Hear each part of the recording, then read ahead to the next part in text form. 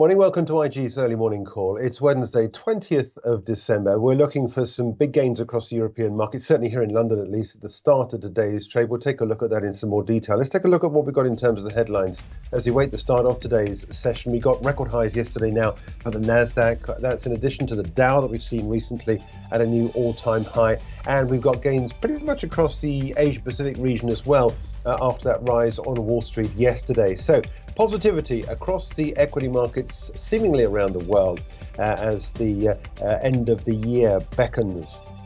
Let's take a look as well at what's happening in other areas of the market, because we've seen some really interesting inflation data out this morning, coming in far weaker than expected. And this now opens the door for the Bank of England to cut interest rates next year. Still big question marks as to how many cuts we'll see, but it's certainly expected we'll see possibly 50 basis points next year, possibly more, depending on how much further on inflation comes down. This November reading is against October, showing a bigger than expected drop pretty much across the board. And as we continue to wind down, it's a wind down in earnings as well. But nonetheless, we've still got some interesting numbers. Late last night, we saw FedEx down around about 10% after it's cut its full year revenue forecast. Today, we've got General Mills before the market opens. And after the close tonight, an all-session stock on the IG platform worth looking, Micron Technology. Now, this has seen 4 quarters of slumping earnings, but could things be turning a corner? Let's take a look at volatility. It's been up in the last few days or so. It's flatlining at the moment, but as we've said, it's bumping along the bottom. But I wanted to take a look in some more detail about what's happening here in London. Look at this. Absolutely storming the session today. This is a Marubozu candle on the way up. It means that we've got the first trade of the day coming in at the bottom. And because it's a green candle, we've got the latest trade absolutely the top. Very few sellers at 77.33. I can see a couple of sellers coming through, but on the whole, you can see this market continuing to punch higher as I speak. We're expecting a very solid start to the trading day here in London. I want to show you the 5-minute candle chart, because this takeoff here was absolutely on the dot of that weaker than expected number coming through for inflation, which we'll cover in just a minute in terms of what's happening with sterling. Sterling on the way down. And this is helping these large exporters. Excuse me, when you get a lighter currency, local currency, in other words, a currency on the way down, quite often you get the exporters benefiting from that. That's exactly what's happening. London's FTSE 100 is full of exporters, but it's generally a good news picture because it means that the Bank of England is now very much hands-on in terms of interest rate cuts next year. That's expected now. The number to beat, 77.43, 77.35 is where we are. If we get 77.47.3 is the number to beat, which is the highs, the intraday highs back on the 15th of September. You get a beat of that, you're then on the way down. They're up to levels not seen since the 23rd of May this year. So looking positive going into the back end of the year. The Santa rally delivering in spades, most recently coming through with that fall. We've got an inflation here in the UK. German DAX is now off the highs today. This little doji candle here showing us we've got a flat candle on from the close last night at 16,765. The market's a little bit of interest, but nonetheless, you've got to bear in mind this red dotted line is the previous all-time record high. So we're trading comfortably above that, which was established intraday back on the 31st of July. So the market's basically holding on to recent gains. Same sort of thing here in the French markets. We're back up above the previous record high at 75.87, which you can see here. Intraday was the high we saw back on the 21st of April. Again, this market looking fairly comfortable up at these elevated levels. So things looking good. Just a quick update on one of the anecdotal points worth mentioning when looking at this market here in France, the German DAX, and other markets that depend on the auto sector. Let me just quickly tell you that we've got some breaking news coming through here in the UK and across Europe to show that European car sales up 6% to just over 8 million units in November. So watching out for car manufacturers as well, potentially across the French, German and London markets as well, with some of those component part manufacturers that are deep down in the FTSE 250 that also benefit from that sort of number. So good news pretty much across the board as we wait the start of today's European session. Now, another thing that's been behind this rise across the European markets has been what's been happening both in Wall Street and the Asia Pacific markets. Let's take a look at what's happening in Asia Pac. Because we've got gains of almost 1.4% on the Nikkei in today's session. We've got a slightly bigger than expected trade deficit coming through the Japanese markets. Nikkei nonetheless up 1.4%, enjoying a lift on the back of that stronger Wall Street close last night. Hang Seng Stock Index, S&P ASX 200 also showing gains. Now let's get to what happened on Wall Street yesterday, because we saw a new record high for the Nasdaq, where that market was up almost 0.75%. S&P 500 gaining, but not to a record high. Dow Industrials cementing the record high that we'd already seen printed just a few sessions ago. And that's where I want to start for the Dow. Showing you these 24-hour markets. The candle that took us beyond the red dotted line, the previous record high that we'd seen intraday back on the 4th of January 2022, we're now well beyond that now. That was a very strong candle, and we've been building on that. Yesterday, very strong day, as we've just seen, and we're building on that as well to another all-time record high on the Dow Industrials, on the 24-hour markets, on the IG platform, indicating a very strong start to the trading day across the US markets later on today.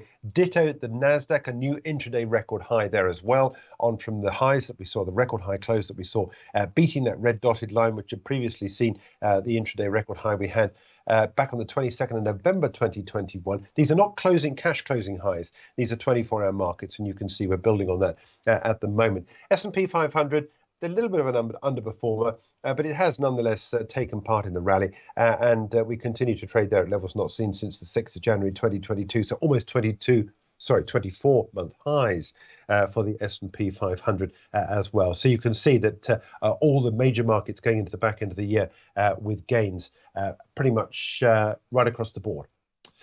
Now, let's take a look at some economic data out we've had overnight. Quite a big basket of data. I want to begin, first of all, with Chinese interest rates. As expected, the People's Bank of China maintaining its lending rate steady at the December fixing. Let's take a look at the numbers. For those that are interested, the one-year loan prime rate was left unchanged at a near record low of 3.45%. This is very stimulative.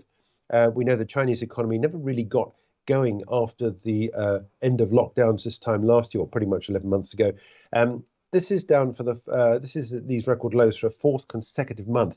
The 5-year rate, a reference for mortgages, was left at 4.2% for the 6th straight month. For the record, I want to show you what's happening with the offshore Chinese yuan. In the last couple of days, we've sort of bumped along what is essentially the bottom here, pretty much at levels that we've not seen since midsummer.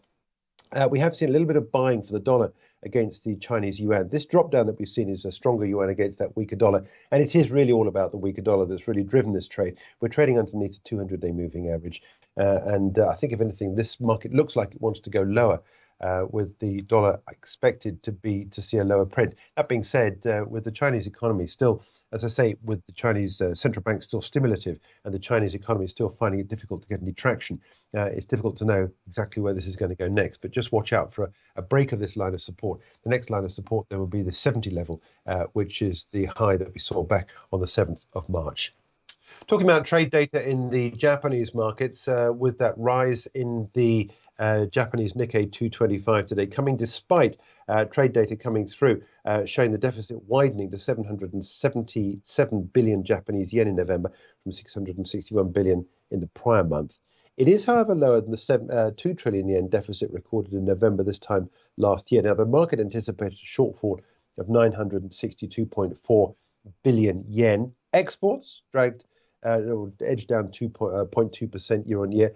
This is the first drop in 3 months, dented by weak demand from the Chinese economy. Imports tumbling 11.9% for an 8th straight month, weighed down by lower energy costs. We've seen that rise in the Japanese Nikkei 225. I want to show you what's happened to the yen. The yen is on the way up today. This is the dollar down.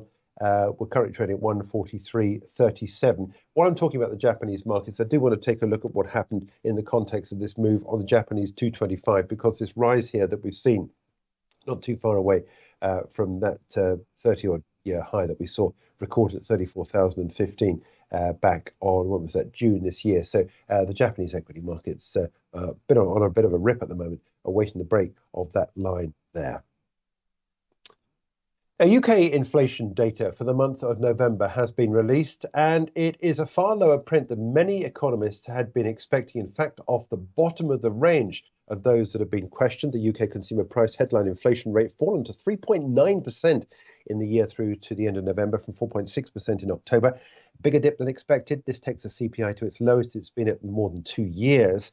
The slowdown in inflation was caused by a drop in petrol prices, while second-hand cars, maintenance and repairs and airfares also dragging the figure down as well. Overall, motor fuel prices falling by 10.6% in the year through to November, compared with a fall of 7.6% in the year to October. Excluding food and fuel, that's the core rate was down from 5.7 to 5.1%, again beating the forecast for a drop of 5.6%. You can see here consumer prices down, producer prices falling as well, but not by as much as had been expected, by a margin of 0.2%. We've been looking for a negative 0.5%. Retail prices rising by 5.3%, again below the consensus of 5.7%. So inflation is beginning to slow down quite considerably here. Now, look at what's been happening on the markets as a result of this. This is sterling against the US dollar, 5-minute candles. You can quite clearly see here the reaction to this. And this just really underscores to me the expectation of the markets that the Bank of England has now got room to move from these recent high interest rates that we've seen sown into the economy, which is causing relatively so much damage to growth. And I think if we can get some sort of easing on that, and mortgage rates coming down, consumers will be far happier. So that's sterling against the US dollar. If you look at what's happening as well as sterling against euro, absolutely identical trade, tumbling as we speak, with this market there on the way down. Just want to quickly take a look at what's happening in the daily chart with that big drop you can see down today below what's still that line of what I had here on here at 115.61, currently at 115.39. With sterling lower against the US, against the euro, against the US dollar. On an daily chart, you can see the drop that we've got here, but we're maintaining this rising line of support here for sterling. Hasn't dropped that far yet against that weaker US dollar, but sterling is on the way down today, but hasn't really dented too much in what has otherwise been a fairly good ride up for the pound of late. Now, in Germany, we've seen GfK consumer confidence data coming through, rising, but nonetheless still to a very weak negative 25.1 reading in January from a negative 27 the previous month.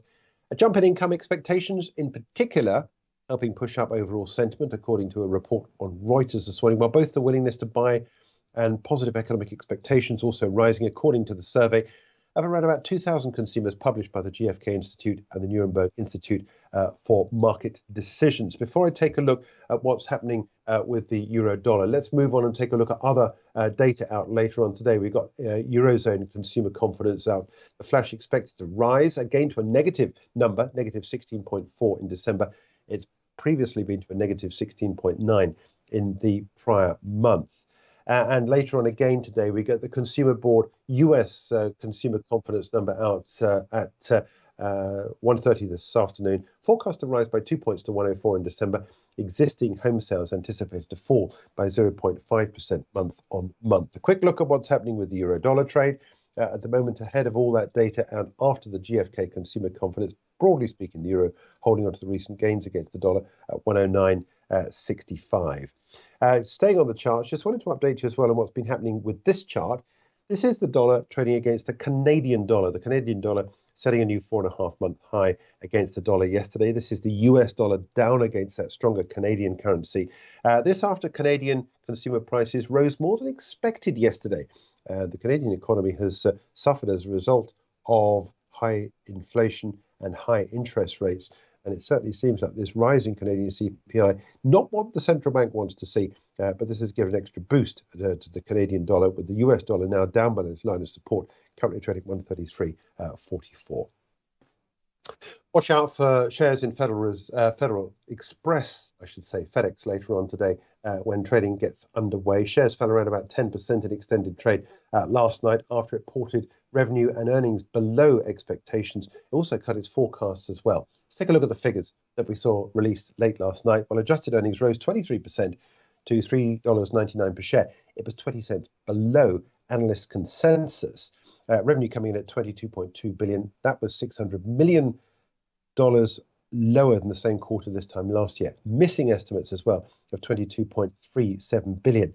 Now, in terms of the outlook, the company now expects low single-digit percentage declines in revenue from this time last year compared with its prior forecast of roughly flat results. So there's a number of reasons as to why this stock was down in extended trade. Let me just show you the long-term picture, first of all, for FedEx. As of the last few days, we've seen trade, not seen this market since the 28th of July, 2021. Now, if we take where we are at the moment as of the close and the cash session yesterday, and we work out what a 10% decline looks like. That was the close last night. 10% decline would take you, there we go, all the way pretty much down to this line of support down here. So that's an interesting number, I think, to watch out for. I would put that as my price target if you were to trade this short at 279.96. This is the line of support down here at $251.80. That's a 10% decline in FedEx, which all came as a result of earnings out late last night.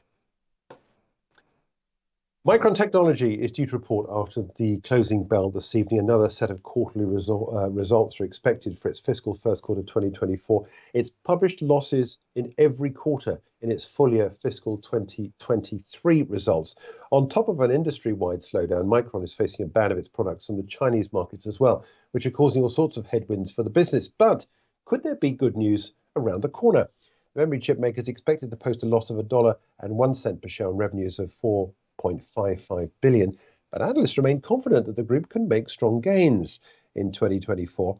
Q2 2023, Micron recorded a loss of $1.91 per share, then a loss of $1.43 in the third quarter, and then $1.07 3 months ago. Now, this suggests a slow but steady recovery is underway in the memory market. Investors will want to know more about the level of stocks and any improvement in the supply chain. And the good news is, this is an all-session stock on the IG platform. Look at where we are. As of the close last night in extended trade, the stock closed out at $82.41. You can trade this from 9 o'clock this morning UK time, and we're just before the market opens that on the IG platform for this. And you can trade this after the close tonight when it reports those earnings. Will it report better than expected numbers, as some analysts suggest the company could do? So that could well be the risk of this stock on the upside potentially if we do see the company has turned the corner. In terms of other stocks to watch before the market opens today, we get General Mills, the Miller, I should say, not Milliner. It's a company which produces a lot of wheat-based products from its mills. Earnings per share expected $1.15 and revenues of $5.37 billion. It's not an all-session stock, but nonetheless worth watching before the markets open. And we'll cover this in our Beat the Street at 1:30 today with Angeline. We're taking a look at General Mills earnings and work out what it means for the start of today's session. Now, let's move on to other areas of the market because we've got some interesting commodities to go for. I've got a really interesting trade, I think, developing on copper in just a couple of minutes' time. Let's take a look, first of all, at what's happening with oil prices. This is Brent. Brent trade is up for a 1, 2, 3, 4, 6 day in a row now at just below the $80 level. API data yesterday showed that crude oil stocks rose by 939,000 barrels last week. Gasoline stocks increased by 669. Distillate stocks rising by 2.7 million barrels. Let me just return to the charts and update you on what's happening with the price of gold. Up again today. We're now clearing the 2042 level. And for me, this price target back on the record high at 21.21. But for me, And I'm going to put out a trade idea on this a little bit later on with some more detail on this. There's a long-term head and shoulders developing here, which I was noticing this morning. It's just about to break out. Technically, if I pull this down, you can see that we haven't yet ended this, or haven't yet started this, I beg your pardon, with a breakout of that line, that neckline here at 86.39. It comes in with a left shoulder down here with a low point on the 17th of August, then this rise into the head. That low that we had there was the lowest print we had in copper that we've seen since the 7th of November 2022. And since then has come this right shoulder. Now, if we move this up, and you can take a look at the break there, whenever that break occurs, what I've done is I've just put this in a position. Let me just move that because that needs to be moved down to the neckline. That gives a price target projection up here at 9,400. So that would be your price target if you're long on copper. If you're long on it, your stop goes somewhere, perhaps maybe underneath the 200-day moving average. Down here would be a good place to put it, $83.90 maybe for your stop loss. If you're long at 86.24, there's your price target, 9,400. If you look at this and you follow some of these patterns that develop, I love pattern trading, and it can provide a really good opportunity if we see a completion of this. It's a long-term pattern over the last 5 or 6 months or so. I don't expect a conclusion that anytime soon. It'll be well into 2024, I guess, if we do, as and when we do get there, if indeed we do. But just keep your stop, if you are long on this, just keep your stop loss tucked up underneath where you are to lock in any profits. I'm waiting for a break of the neckline before placing the trade on this, but that will be my trade. I'll be long with a stop just under the $84 level. And then as I see gains, which we are widely expecting on this market now, as we see things begin to pick up again. And I think if we do get that rise in the price of copper, there's your price target on that. And I'll be releasing more details on this, on that full details of the trade a little bit later on today.